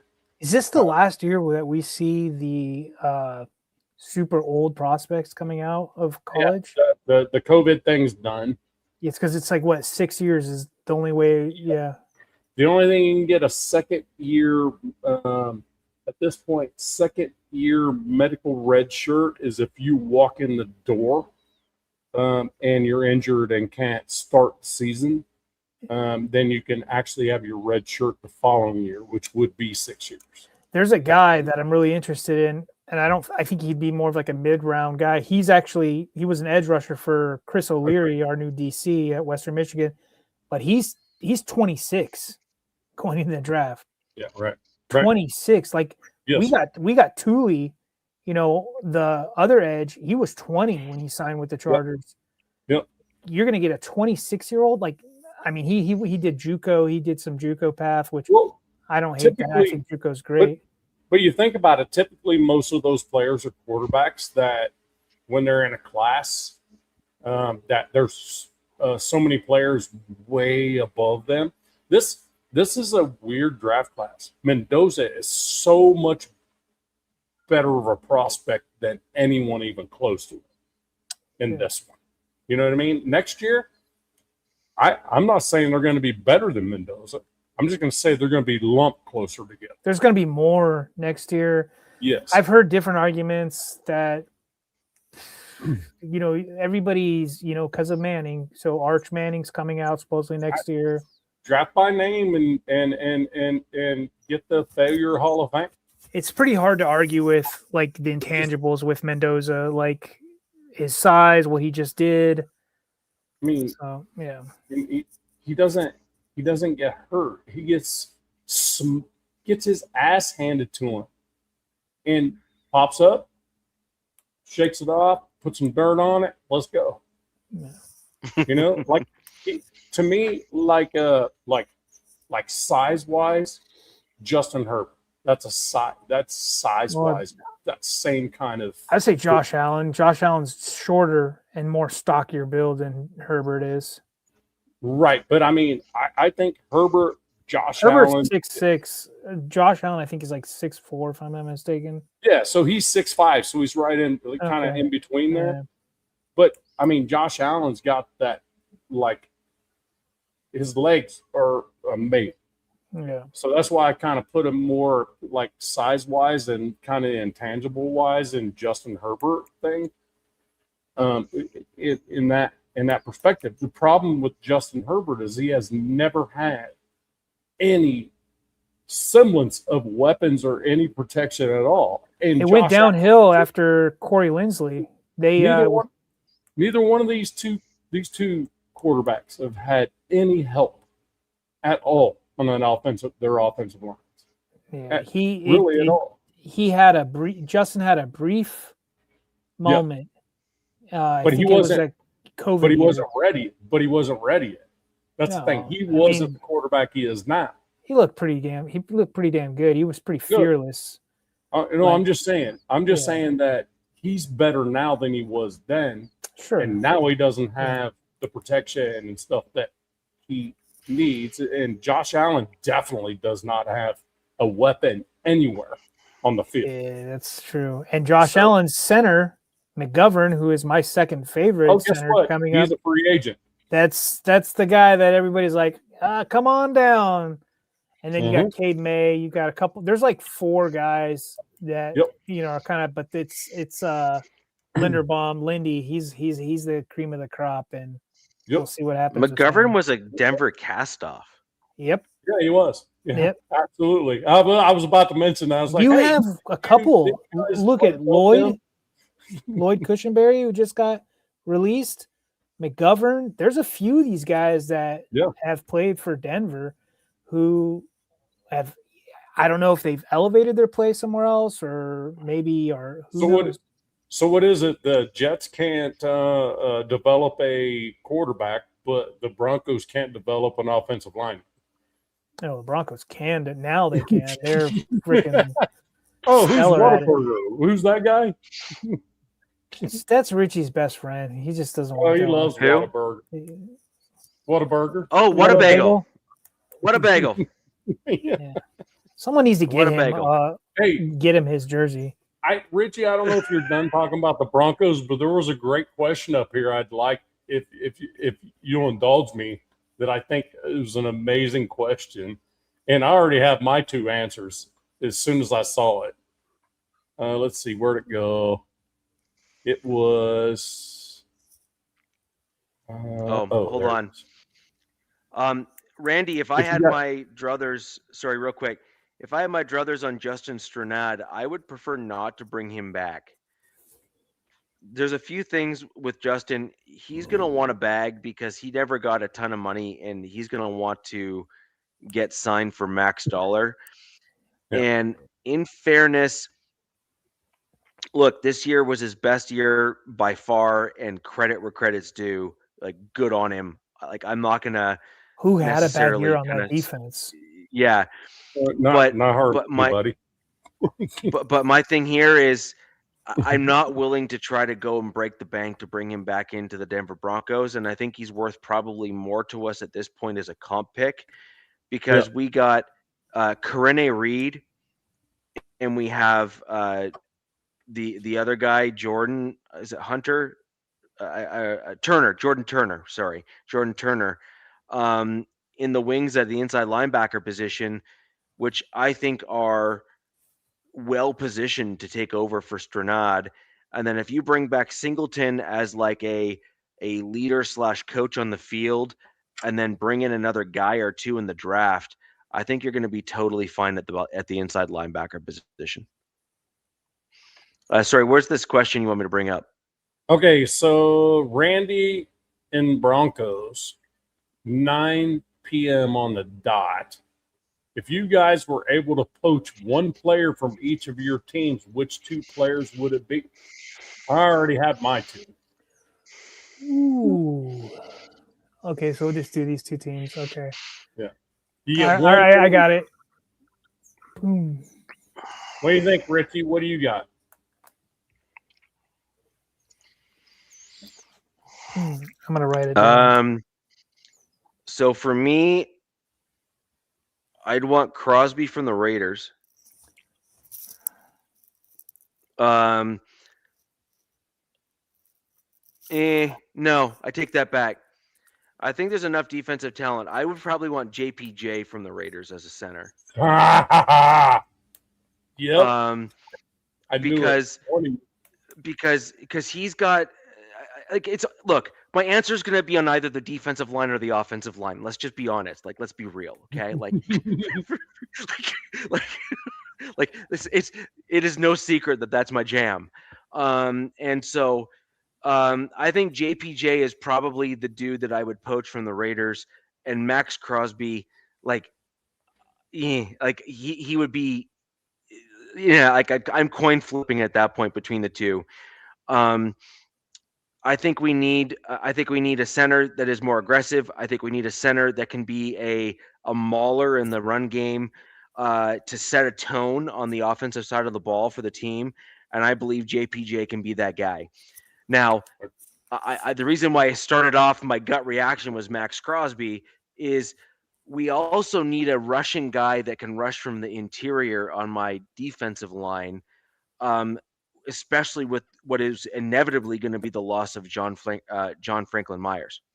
Yep. John Franklin Myers had a great season last year for us, but he did have games that he was eliminated from or taken out of off and on. Max Crosby never gets taken out of games, so you want someone like that who can rush up the interior. Yeah, and a motor, exactly. Reminds me a lot of Derek Wolfe in terms of the motor. I remember him. So from the Raiders, you're taking JPJ. Yes. Okay. So which one are you going to poach from the Chargers? That's what the Amari question Hampton. was. So he's going after needs, because I was going to be like, he's not going to go left tackle because he had the best left tackle in the league last year, and Garrett Bowles. So yeah. Hampton after one. Yeah. Okay. So I'm looking at it from a purely practical perspective. I don't like your D line is great, and I liked a couple guys on your D line, but I felt that one of the reasons it's not that they're not elite, because I think when they all played together, they were amazing. Like, they were a great unit when they played together. Yeah. But they also have to fit within the scheme that they're playing within, and I'm just not convinced that a Vance Joseph scheme that we currently have is a good fit for a lot of your linemen, and therefore they would not translate well to my team. So again, like I said, I'm going to go lines first. Now, if I'm going to be honest, like, I really like Joe Alt. Like, I totally take him and say, yes, please. Put him on the other side or something. Who's your right tackle? McGlinchey. Just have him replace McGlinchey. Yeah, I mean, I could absolutely be convinced to replace McGlinchey with Alt and be quite content with my decision to do so and have no regrets of doing that either. However, when I'm looking at the players that are on your team and where I would rank my team's needs if I'm going to poach, because again, this is about poaching a player. I'm doing wants. This is about poaching a player. Sure. Yeah. I think that Omarion Hampton is a guy that would be a goal line for my team. He does pass catching, running out of the backfield, pass pro because of his size, and he fits a role and a mold that my team does not have at the running back position, and we sorely missed it this year. You saw the running game. This is hypothetical. This is wishful thinking, Jack Kenna. This is a question that you asked weeks ago. This isn't. We're not doing. If you could poach whoever, it doesn't matter if they're on a rookie deal. It doesn't make a shit. Jack's like, JPJ's under contract. Somebody asked in the question or in the chat, and I found it interesting. Yeah. So what? So your two is which one for me? JPJ Raiders, Hampton from the Chargers. Okay. So DZ, what you got? Well, okay, from the Raiders, for me, this is easy. One of my favorite players is Brock Bowers. I would pair Brock Bowers with Ronnie Gasson. Could have called that heartbeat.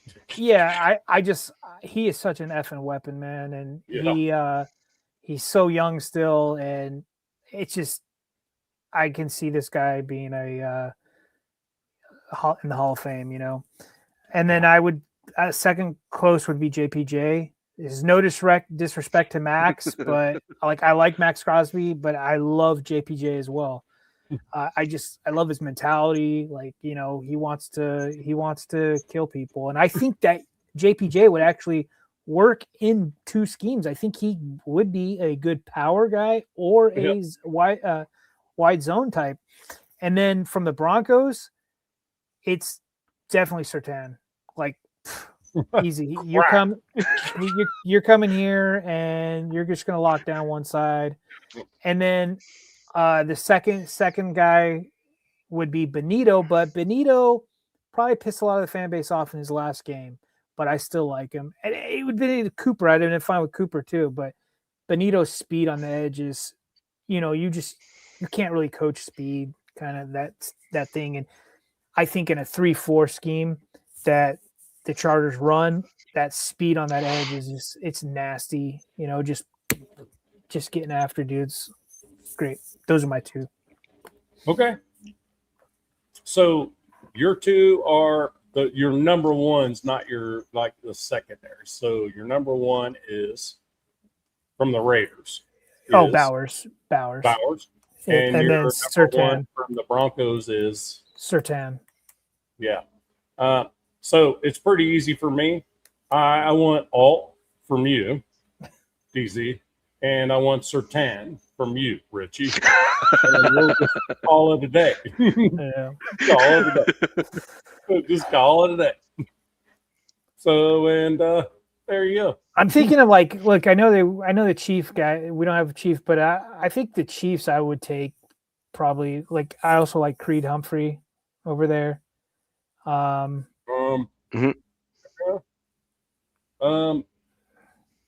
like from the Chiefs. I probably wouldn't. Between you two, I think the two that I picked right there would be the two that I would poach.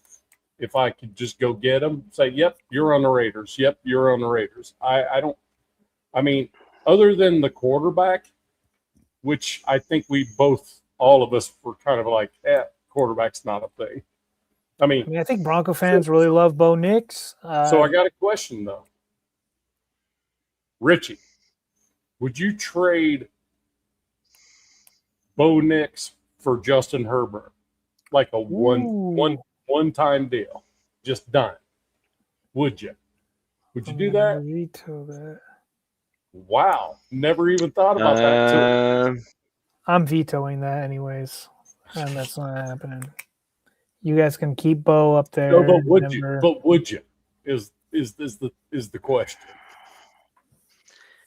Do I keep my same coaching staff? What? That better not be true. One player, just trade one for the other. Just the two quarterbacks get traded. Would you do it? Nothing. Yeah, probably. Probably. Yeah. I'm glad you said that because I would have lost a lot of respect for you if you did. Yeah, because I think that once I think a guy honestly, if we had Herbert on the team, the one thing Herbert has struggled with is the clutch gene stuff in terms of in those tough spots where he, for whatever reason, well, actually I know for a lot of reasons, probably because of injuries is actually the main reason.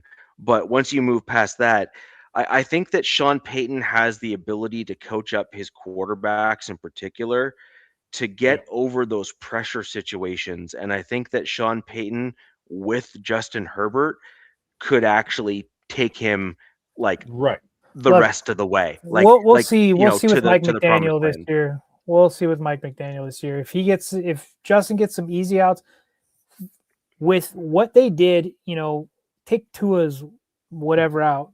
They were one of the least teams to give up pressures these last couple of seasons. And if they can do that in LA, not giving up a ton of pressures where Justin's got somebody coming right up his dry humping him up and down the field, every 5 seconds. and then him having an easy out, like It's hilarious.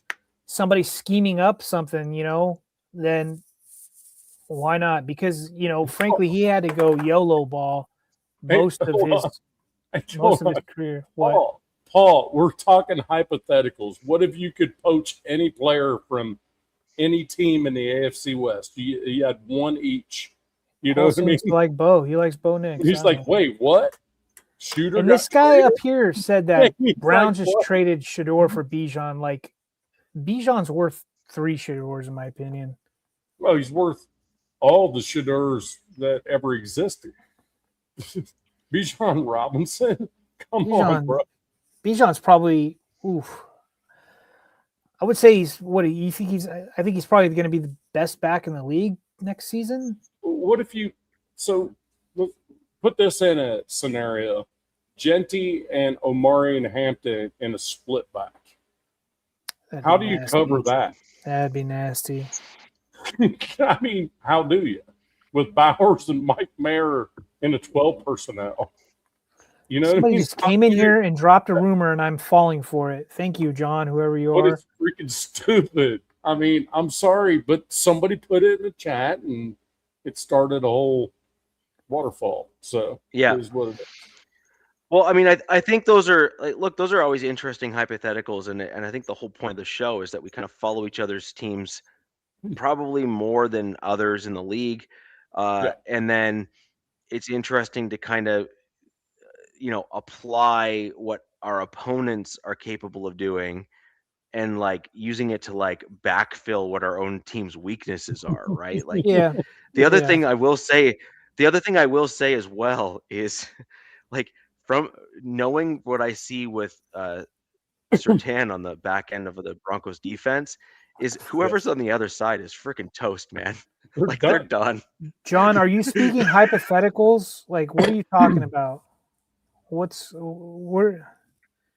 he playing the game with us, but in his own world? Like, what's going on? I think so. I think he's playing in Brown's world, which is not a good world. Because I would make that trade every day of the week. Watson? Yeah. No, I would. I mean, the Shador for Bijan. Watson. I don't know if Penix is the deal, right? Like, and then but I think the Falcons said they're not bringing back Kirk Cousins. Right, but Watson and Bijan on the Browns, you smell playoffs. Their whole O-line's a free agent, so they got to bring back their whole offensive line. Right, but how do you smell playoffs with just Bijan Robinson popping in the door? And no, Richie, you said something earlier, and I forgot to talk about it. We were talking about like sacks, or I don't know, something about that. But there was a fact that I found out: back-to-back Super Bowl winners, like it was the Seahawks and then the Eagles. Nobody on either defense had like more than 10 sacks. It was more of a group thing for both these defenses that won the Super Bowl, which is kind of interesting. Broncos had the same thing. So that's kind of something interesting to think about, like where guys are like, man, homeboy here had 14 sacks, kind of thing, and like nobody else has anything kind of deal. So it's you're seeing these roster construction of like nobody's elite, but then they're all like upper tier across the board. Yeah. One, this is John Connor was saying, come on, Watson, Bijan, and Browns, I smell playoffs. Well, the reason he smells playoffs because he's a Bucs fan. I got you. If well, Bijan's not on the Falcons, then the Bucs go to the playoffs. He had me jump on Twitter. I'm on X and like searching for this. I'm like, no way did this really just happen. But John Connor, I will riddle me this: Rico Dowdle, Bijan Robinson, who had the better stats last year? Rico Dowdle for the Panthers or Bijan Robinson, who had the better stats overall as a running back? Pretty close. Just saying, and that's Rico Dowdle. I'm just saying. Be careful. Careful what you ask for. You still got to deal with the Dowdle, according to my wife. You got to deal with the Dowdle. So I think we've covered off all the stuff that we have right now at the combine. I think what's going to be Yeah. really interesting is to kind of continue on this chain and kind of look at who we interviewed, all that kind of stuff, and go from there. But that'll do it for the show tonight, ladies and gentlemen. I'd like to thank everyone for joining us. Channels are down Raiders! below. Thanks for that. Just You gotta throw 'em warn on. us, Nav. Damn it. Yeah, I couldn't even take off the earphones, man. But anyways, all the channels for all the other folks here are down below. Let's go ahead and get in everyone's channel. Those who are joining us here, click those like buttons and subscribe.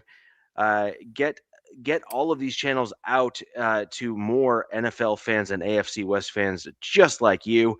And we will be back next week talking more of the AFC West, combine, coaches, players, potential Underwear scheme Olympics, fits, baby. and the underwear Olympics will be in full swing at that point. In full swing, ladies and nose gentlemen, upper where the half, West side is so the best side. Yep. Peace. Fast lane when I pass in the street, bag of money in the passenger seat. Simcoe's been asking for me on the road from the west to the east. Way up, I might never come down, cause the coast racking up the flight miles. So high, I might never come down, so what, this is my lifestyle. Wait a minute,